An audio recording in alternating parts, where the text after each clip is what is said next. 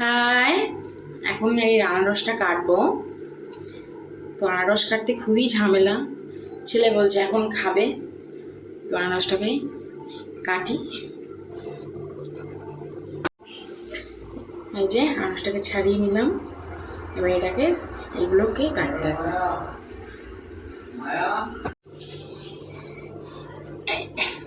এই যে ছাড়ানো হয়ে গেছে, এটাকে এইভাবে ছাড়িয়ে নিতে হয়। সুন্দর করে সব ছাড়িয়ে নিয়েছি, এবার এটাকে পিস পিস করে কাটবো।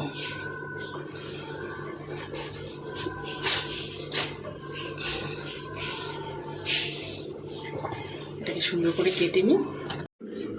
এই যে কতটা হয়েছে দেখো, এটা এখন ফ্রিজে ঢুকিয়ে দেবো।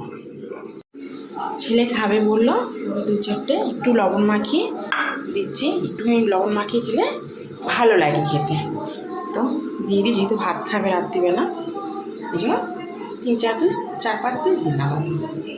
ওর জন্যই কাটলাম, তোকে দিই।